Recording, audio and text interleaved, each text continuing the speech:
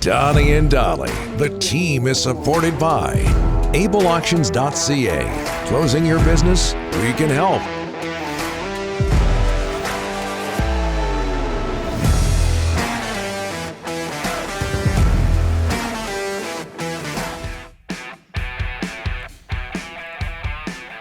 Farhan standing by, one of our guests today, and all of our guests today brought to you by the Bayside Oceanfront Resort. Located oceanside in beautiful Parksville, the Bayside Resort is one of Vancouver Island's premier spots to get away, unwind, and recharge. Call now to book your reservation and mention Donnie and Dolly for 10% off your nightly room rate. Book your island getaway today at BaysideOceanfrontResort.com or call 250-248-8333. Tyler Mott, originally, interestingly enough, a fourth rounder. Yeah, for those people that saying fourth rounders never turn out, Mott is a fourth rounder. Rathbone's a fourth rounder. And Ronnie Stern of the Vancouver Canucks was a fourth rounder. Yeah, went on to the Calgary Flames. Scott in the Ridge. Thank you, Scott. Okay, Farhan joins us now from TSN after a busy for everybody, but in particular, Farhan Lalji, a busy deadline day. Thanks for doing this, Farhan, on a Tuesday. How are you, sir? I'm good. Just catching up on some sleep last night after not much sleep the night before, going from the Buffalo game to the morning session for us. So we were up, I think, 5:30. We were up at the rink. What's that experience like for you, Farhan? You're a veteran at it. Yeah, you know what? I think we're used to it, right? And I was able to stay at a hotel, so I didn't have to come back to the burbs and then go back in. So, the trade deadline has become much ado about nothing, right? In terms of just comparing it to what it was, say, 5 years ago, when there was always one or two really big names that everybody focused on at the deadline. And now it's kind of a bunch of minor volume deals, right? And kind of the heavy lifting gets done before the deadline. So, but it's good, right? It's one of those pressure points around the league. It's the last chance to load up. It's destination viewing, so there's still an insatiable appetite for the information. So it's good to be a part of it. Farhan, what was your opinion of the job new Canucks management did in the minutes leading up to the deadline, the days leading up to the deadline? Yeah, I think it was pretty good, right? Especially the day before. The fact that they could get that Travis Hamonic contract completely off the books without any sweeteners or any salary retention, I think was a big, big win. As far as Travis Dermott, you know what? You take a shot, right? It's something like that, a player who could use a different opportunity here in a place like Vancouver as opposed to Toronto, a team that has different expectations. I thought that was good. It was a low-cost move. He fits the age window. So whether or not he turns into anything for the Canucks, it's a real low-risk, good opportunity taken. And as far as Mott is concerned, it's funny how it goes, because I think in the days leading up, there were maybe some players that were bottom six forwards that went for more. So some people thought, okay, well, Tyler Mott should be able to do that. Or if this player went for a first, then at least the Canucks could get a second for Tyler Mott. Doesn't always work that way, because not every bottom six forward is viewed the same way. And then when you see a player like, let's say, a Mason Appleton who goes for a fourth the day before, it probably tells you that the market has changed a little bit. And if you're the Canucks, you're operating on parallel tracks a little bit, because you're also trying to get the player signed to an extension, and you're also trying to see whether or not you're still in this race, right? Because maybe if the Canucks had won those last three games going into the deadline, they're not going to settle for a fourth-round pick. But then you get to that point, and I think they would have traded him in any circumstance, or they were open to trading him in any circumstance. But the asking price varies on where you think your team is at a little bit, right? So when you add all of that up, the fact that they got something for him is a positive. We heard rumblings in the past, but were you aware of any dressing room issue with Travis Hamonic?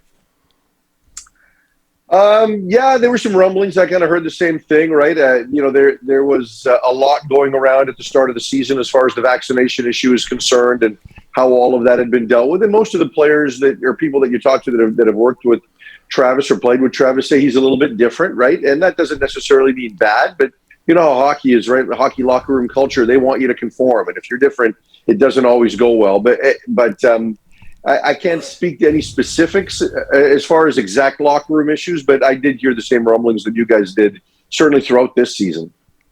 So when do we shift, Farhan?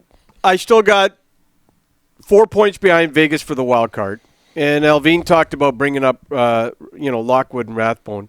You got a massive 7 games, top teams coming up here.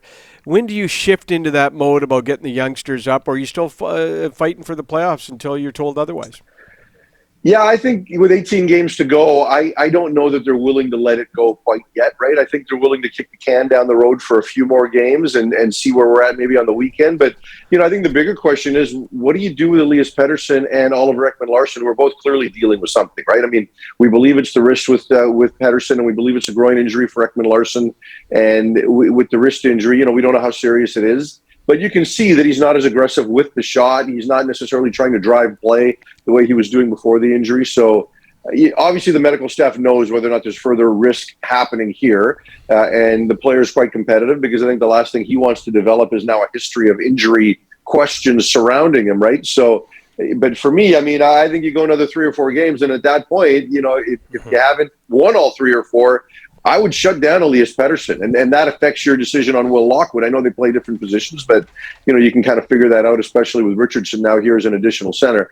And same thing with Rathbone as it relates to Ekman-Larsson, right? And Rathbone plays the left side. And I know that he hasn't been as good in Abbotsford since coming back from injury. You kind of give him a bit of rope there, and he's not playing as much late in games. But I want to see him up here, and clearly Alvin does as well, or he wants them to make a case to be up here. But I think that's a double-edged question, right, Rick? I think generally I'm sure the club will give it another couple of games before they make that decision finally. But also, I think the injury history of those other two, or the injury status of those other two players, should factor into that decision on those two youngsters. I agree. Well, let's talk some football here, Farhan. What's with all this talk? I mean, we've heard it, seemingly since the beginning of time.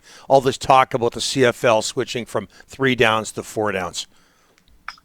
Yeah, Dave Naylor and I talked about this during Grey Cup weekend. What the CFL is calling this is product review, right? That they don't like the way the league scoring is trending. Everybody wants to blame it on COVID. The football ops people and the Canadian football purists want to blame it on the lost season due to COVID. But there's more than that, because this has been a 5-year declining trend of offense, right? So there's a lot of reasons for it, right, in terms of the types of quarterbacks and players that are available versus guys that are getting an NFL look now that maybe weren't previously. But I think the CFL should always be in the mode of trying to improve its game.